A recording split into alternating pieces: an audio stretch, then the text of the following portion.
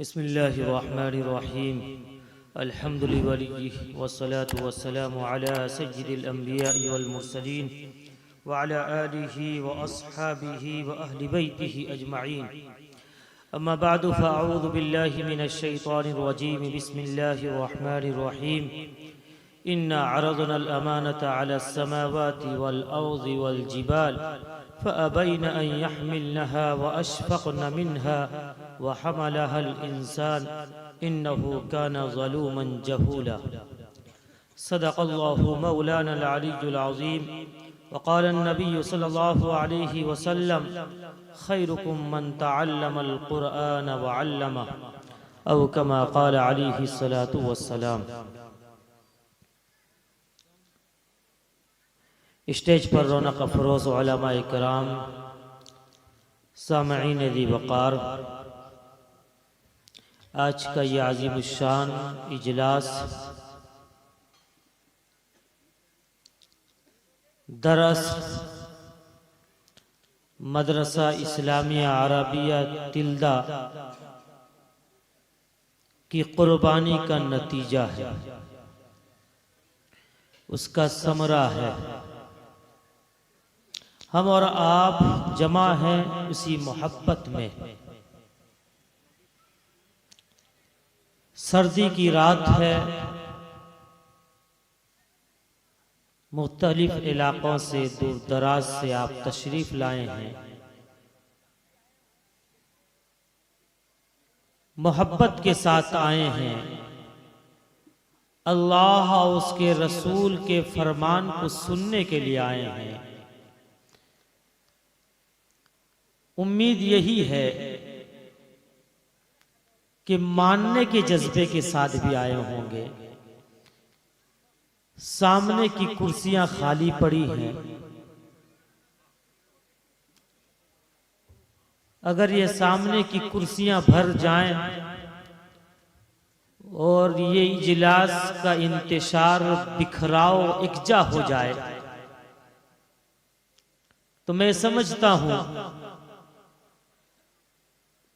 कि बात सुनाने वाले का जहन इंतशार से बच जाएगा और 10 से 15 मिनट में जिंदगी के संवारने की बातें बता जाएगा। बहरहाल अर्ज यह है कि ये मदारिस इस्लामिया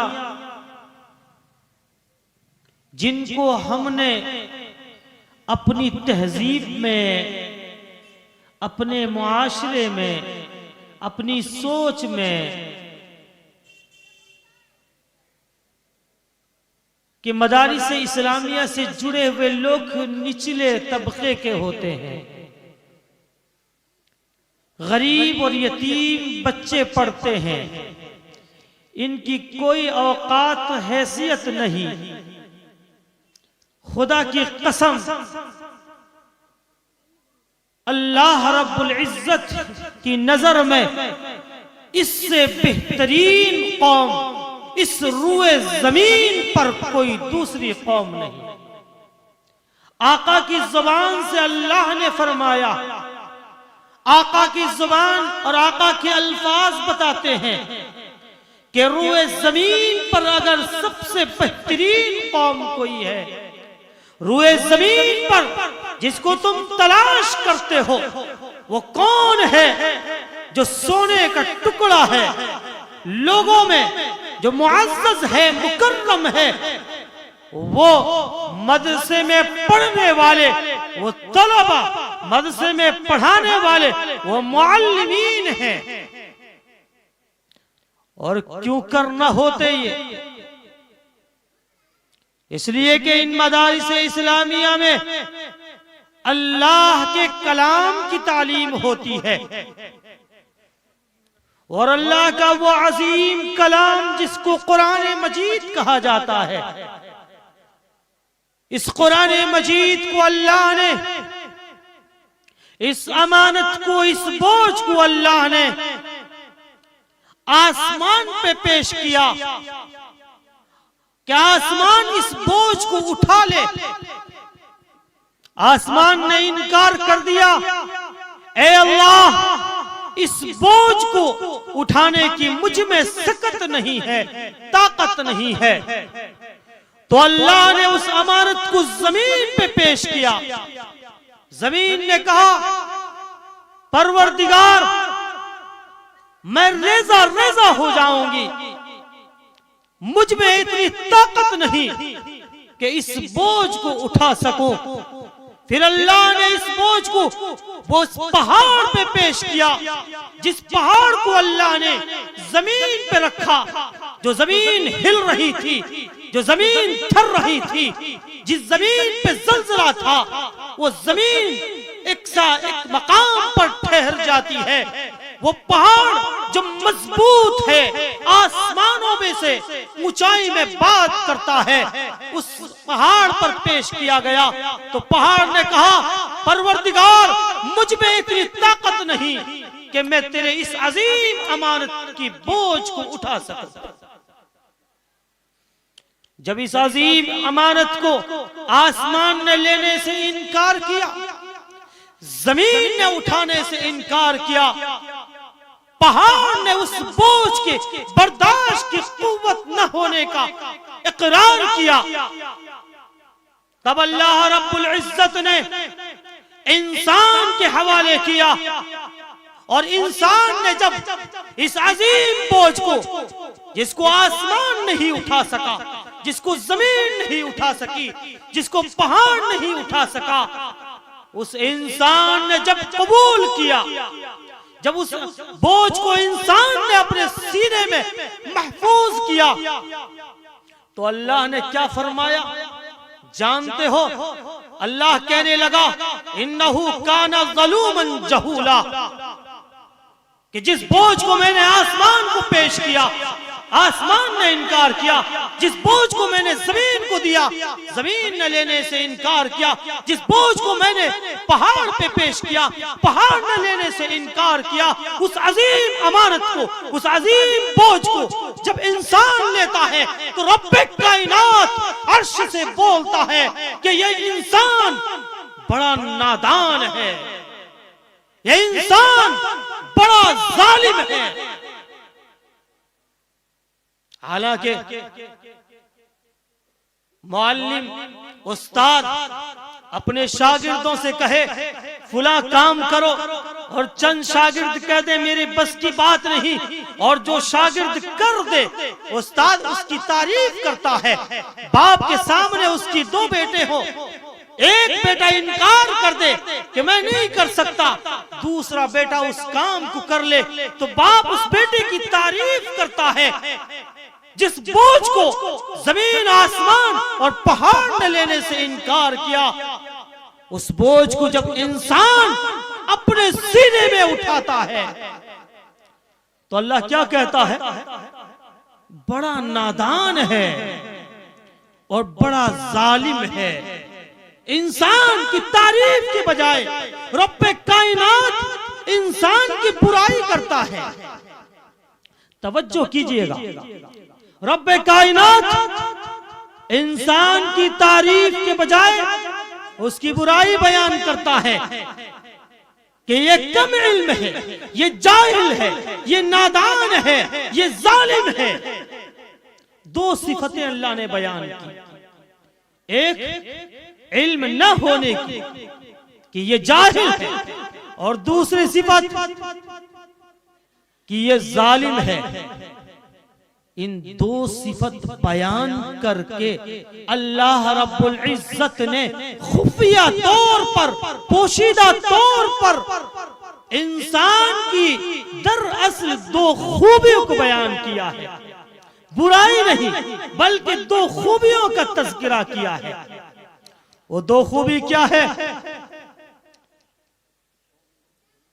कि जहालत की जिद इल्म है, कि अगर इंसान इल्म हासिल कर ले, जहालत दूर हो जाए, तो वह इंसान काबिल तारीफ है।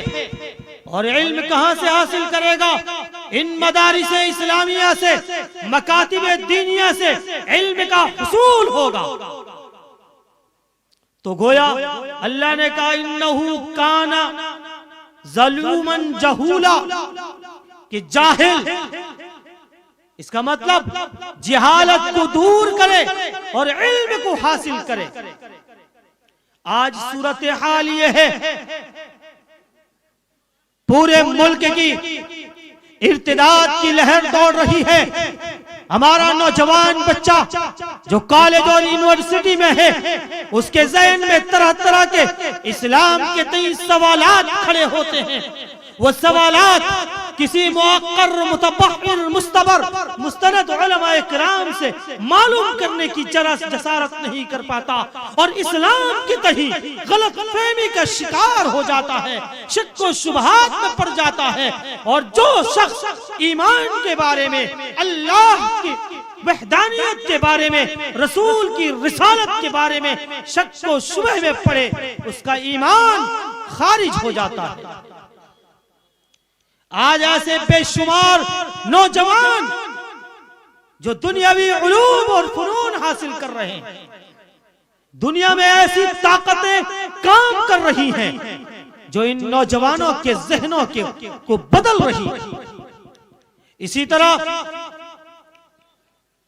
हमारी बच्चियां बड़ी होकर, जिनको बाप ने बड़ी मेहनत से परवरिश की, जिनको माँ ने बड़ी मेहनत से बड़ा किया, वो बच्चे कॉलेज में जाती है, यूनिवर्सिटी में जाती है, किसी गैर का हाथ पकड़कर, बाप की परवाह किए बगैर, माँ की परवाह किए बगैर, किसी गैर के पास मंदिर में जाकर निकाह कर लेती है।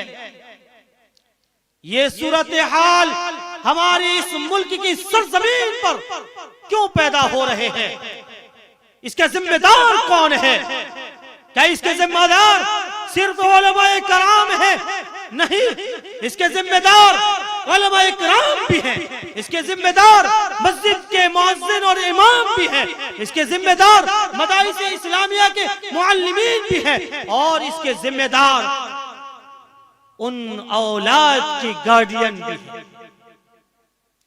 आज सूरत हाल ये पैदा की जा रही है कि हमारे बच्चों के सीनों में वो जलती हुई रोशनी, वो ईमान की चिंगारी, जिस रोशनी से वो ईमान का रास्ता तय करता है, अल्लाह और अल्लाह के रसूल तक पहुंचता है, उस रोशनी को खत्म करने की जालिम लोगों ने, फिरका परस्तों ने हमारी शक्लों सूरत इख्तियार करके हमारे महल्लों में, हमारे इलाकों में, हमारे मजहब में घुसकर उन बच्चे और बच्चियों के दिलों से ईमान की रोशनी को निकाल रहे हैं। कैसे हम बचाएं, कैसे हम इनकी हिफाजत करें? बहुत सी चीजें ऐसी हैं जिनको हम और आप अगर मैदान पे उतर आए और अल्लाह और रसूल के लिए खड़े हो जाएं, यकीन जानिए हमारे मोहल्ले से, हमारे इलाके से कोई एक बच्चा भी, कोई एक बच्ची भी मुर्तद नहीं होगी, उसके ईमान, उसके सीने से ईमान नहीं जाएगा। सबसे पहला काम यह है कि हम मकातिब दीनिया कायम करें। मकातिब से क्या होता है? जिन मकातिब में पढ़ाने वाला मुअल्लिम नूरानी कायदा पढ़ाता है, उससे क्या होगा? हमारे बच्चे को तो हमें डॉक्टर बनाना है, इंजीनियर बनाना है, फुला डिग्रियां दिलवानी ही है। मकतब की तालीम के लिए फुर्सत नहीं है, वक्त नहीं है। ये मुस्लिम कौम का रोना है कि हमारे पास तो वक्त नहीं है। खुदारा कभी तन्हाई में बैठकर सोचना, अपने गिरेबान में झांक कर देखना कि आप जिन औलाद को डिग्रियां दिलाने के पीछे अपनी तमाम तवानाई लगा देते हैं, अपनी पूरी जिंदगी की कमाई लगाते हैं, अगर उसका ईमान नहीं महफूज रहा, अगर उसके सीने में ईमान की चिंगारी महफूज नहीं रही, तो क्या आपने अपने औलाद का हक अदा किया? आपने अपने औलाद का हक अदा नहीं किया। 23 घंटे 24 घंटे में 23 घंटे आप दुनियावी तालीम में लगाइए, बच्चे की सेहत की फिक्र कीजिए, उसको सुलाइए, लेकिन अल्लाह के उस अजीम किताब, जिस किताब के बोझ को आसमान, जमीन और पहाड़ ने उठाने से इनकार किया, उस बोझ को उठाने की ताकत उसमें पैदा की। और सिर्फ 1 घंटा अगर मुसलमान का हर फर्द ये तय कर ले कि अगर मेरे बच्चे की दीनी तालीम का इंतजाम नहीं होता, मेरी बच्ची की दीनी तालीम का इंतजाम नहीं होता, तो फिर ऐसी दुनियावी तालीम की क्या जरूरत? तो फिर महल्ला महल्ला, इलाका इलाका मकातिब कायम होंगे और उन मकातिब की रोशनी से हमारे बच्चों के ईमान महफूज हो जाएंगे। उनकी मेहनत से हमारे बच्चों के ईमान महफूज हो जाएंगे। और दूसरी गुजारिश है कि हम नौजवान बच्चे जो स्कूल और कॉलेजों में पढ़ते हैं, उनके छुट्टी के औकात में इलाके के मुस्तनद उलमा किराम की निगरानी में उनकी तालीम का इंतजाम किया जाए, उनके सामने कुरान और अहादीस की बात की जाए। क्यों? इसलिए कि उनके सीने में ईमान है। और अल्लाह फरमाता है, अल्लज़ीना यज़कुरूनल्लाह इज़ा ज़ुकिरत वजिलत कुलूबुहुम व इज़ा तुलियत अलैहिम आयातुहु ज़ादतहुम ईमाना। अल्लाह फरमाता है, जब ईमान वालों के सामने अल्लाह और उसके रसूल का तज़किरा होता है, वो नौजवान जो शक व शुबहात में पड़ चुका है, वो नौजवान जो गैरों के इख्तिलाफ से उसके ईमान की रोशनी मध्यम पड़ चुकी है, धीमी पड़ चुकी है, जब उसके सामने अल्लाह का कलाम पढ़ा जाएगा, जब अल्लाह का पैगाम सुनाया जाएगा, अल्लाह और उसके रसूल की बातें बताई जाएंगी, वो जो गर्दो गुबार उसके ईमान, उसके दिल के ऊपर छा गया है, वो छट जाएगा, वो साफ हो जाएगा और ईमान की बात उसके दिल में रासिख होने लगेगी। इसी तरह मुआशरे के अंदर जिहालत की वजह से जो बिगाड़ है, हमारी औरतों में, हमारी माओं और बहनों में, हमारे नौजवानों में, हमारे बुजुर्गों में जो दीन से बेजारी है, उनमें दीन पैदा करने के लिए दीनी मजालिस कायम किए जाएं, दीनी मजालिस कायम किए जाएं और अल्लाह रसूल का पैगाम उन्हें बार बार सुनाया जाए, नमाज की अहमियत बताई जाए। वो नमाज जिसके बारे में आका ने फरमाया, जुइयत कुर्रतु ऐनी फी सलाह, मेरी आंखों की ठंडक नमाज में रख दी गई। वो नमाज जिसके बारे में आका ने फरमाया, मेराजुल मुमिन अस्सलाह, कि मोमिन की सीढ़ी, मोमिन की तरक्की नमाज में है। वो नमाज जिस नमाज के बारे में फुक़हा ने लिखा, अगर किसी इंसान के पास पानी नहीं, वजू के लिए मिट्टी नहीं, तयम्मुम के लिए नमाज का वक्त है और नमाज का वक्त तेजी के साथ निकलता जा रहा है, फुक़हा ने लिखा है उस वक्त भी नमाज माफ नहीं। किबले का रुख करे, मुसल्ला बिछाए और खड़ा हो जाए, कुछ ना पढ़े, रुको सजदा कर ले, इसको तशब्बुह बिल मुसल्लीन कहते हैं। नमाज माफ नहीं।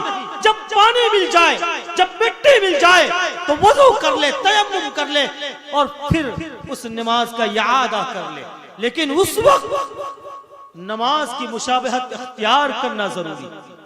आज हमारी कौम का रोना यह है कि हमारी कौम का नौजवान मोबाइल की स्क्रीन पर उसकी नजरें जमी है।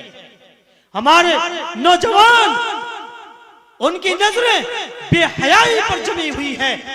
रात तिहाई रात तक हम मोबाइल की स्क्रीन पर होते हैं, दिन के 10 बजे तक हम सोते हैं।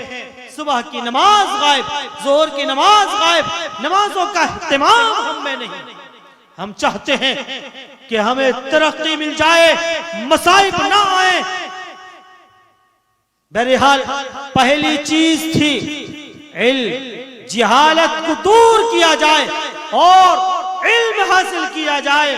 और जब इल्म हासिल हो जाता है, इल्म आ जाता है, तो जिहालत की तारीकी दूर हो जाती है।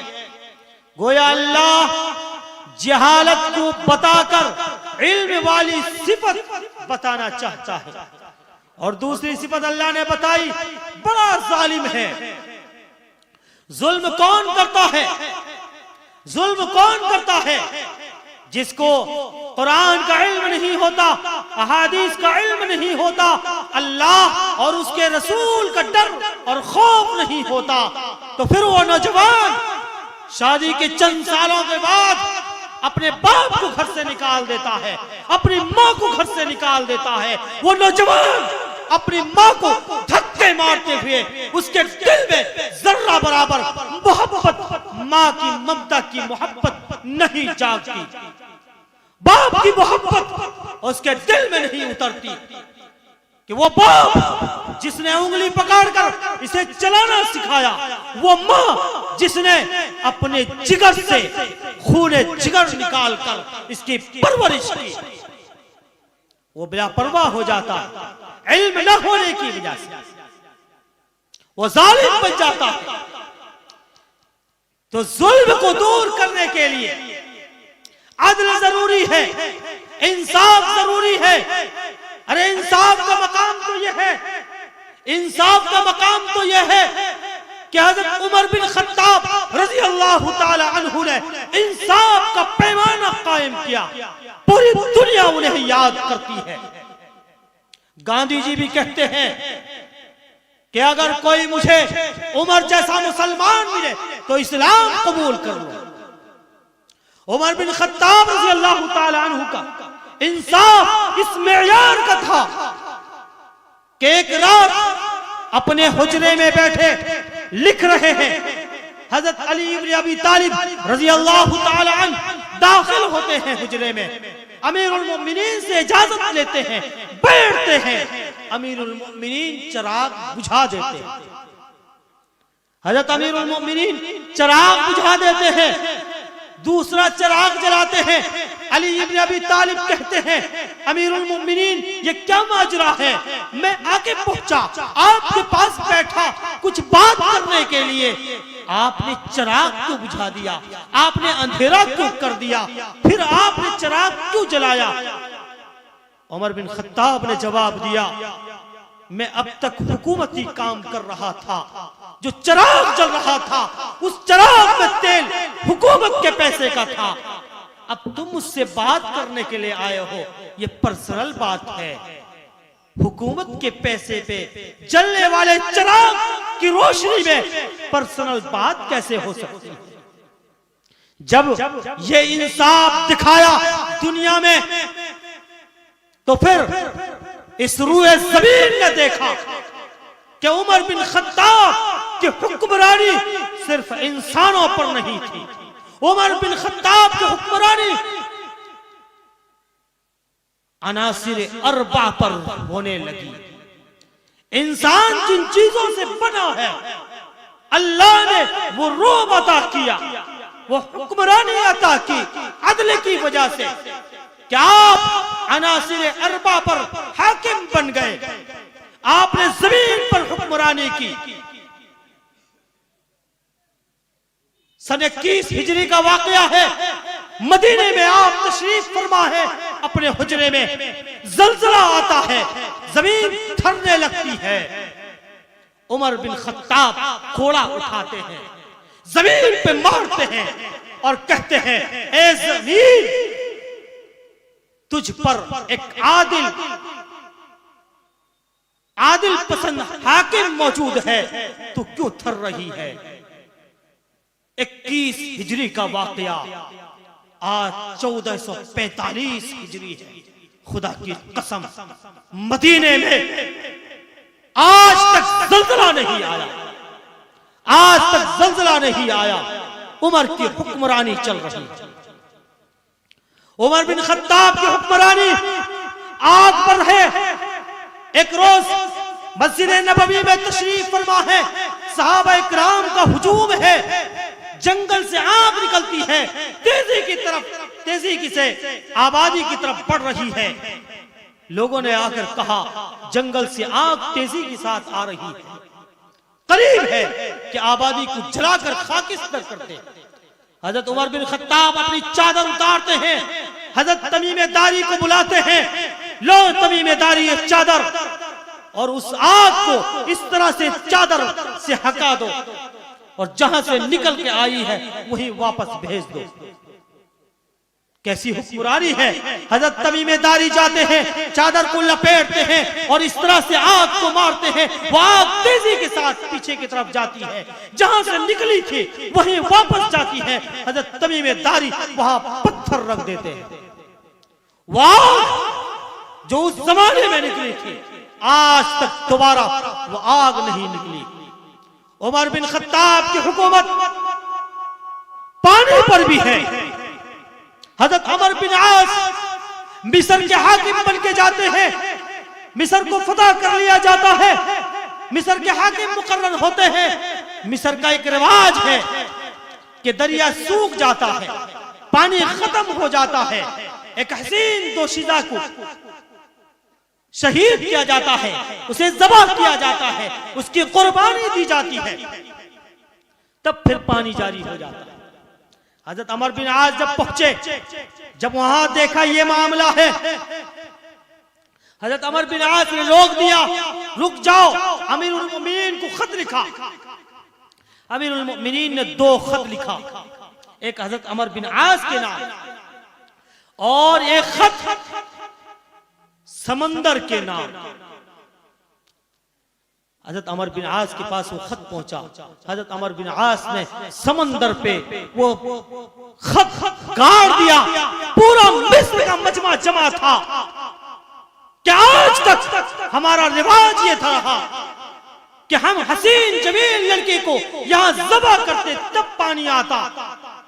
यह अमर बिन आस आया है जिसने हमें रोक दिया है। ये क्या करने जा रहा है, हम इसको देखना चाहते हैं। वो खत गाड़ते ही जिस लेवल पे पानी जारी था, उसके दोगुना लेवल पर पानी जारी हो गया।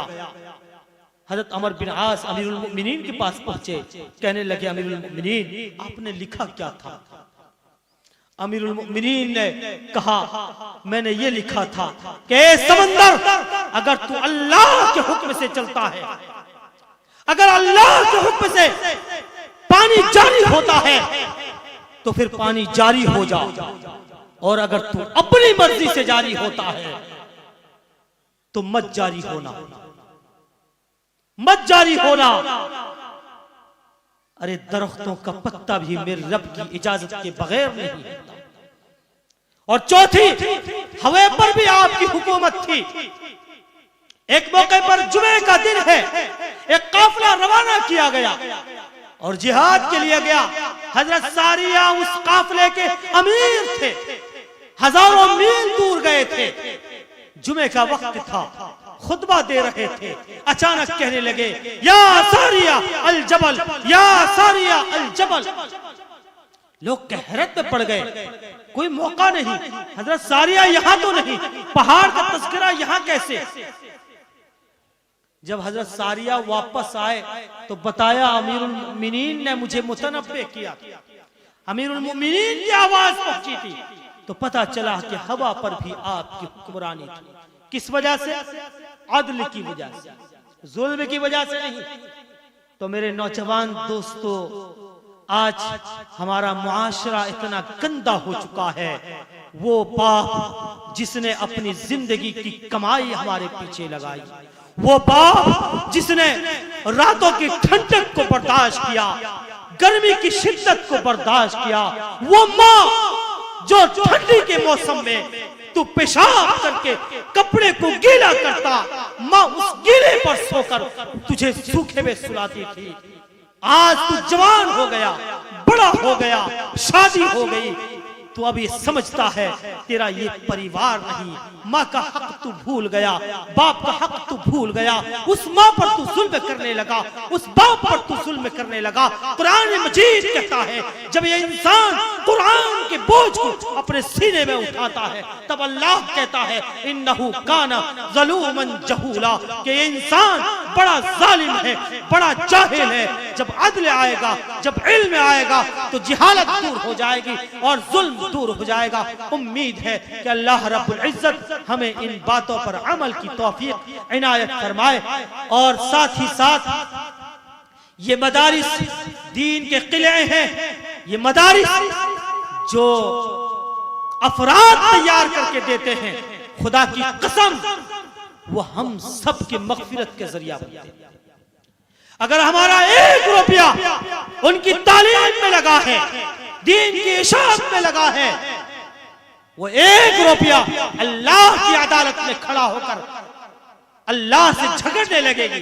इसके अमाल करते हैं, लेकिन तेरे दीन की इशाअत के लिए, कुरान की तालीम के लिए इसके दिल में बोझ होते हुए इसने तेरे दीन की खातिर खर्च किया था।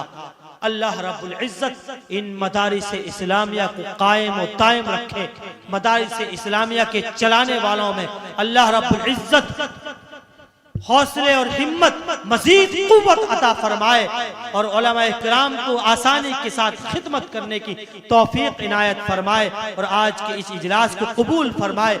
आज के इस इजलास में 2 अजीम शख्सियत मेहमान खुसूसी के तौर पर हैं। बस एक लफ्ज 1 मिनट में तारुफ करा दूं कि अभी मेरे बाद तशरीफ लाने वाले हैं, मगरिबी बंगाल से तशरीफ लाए, जिन्होंने मगरिबी बंगाल में 10 लाख से ज्यादा जमीयत उलमा के मेंबर ही नहीं बनाए, बल्कि 1000 से ज्यादा मकातिब चलाते हैं। मदारिस इस्लामिया हजारों की तादाद में जिनकी निगरानी में चलते हैं। ऐसा मुतहर्रिक और फ़आल आदमी आज हमारे दरमियान है। हम कद्र की निगाह से उनको देखें और सुने, इंशाअल्लाह ये निजात का जरिया होगा। जमीयत उलमा मगरिबी बंगाल के जनरल सेक्रेटरी हजरत मौलाना मुफ्ती अब्दुल सलाम साहब कासमी दामत बरकातुहुम तशरीफ फरमा है। अब इंशाअल्लाह उनका खिताब होना है।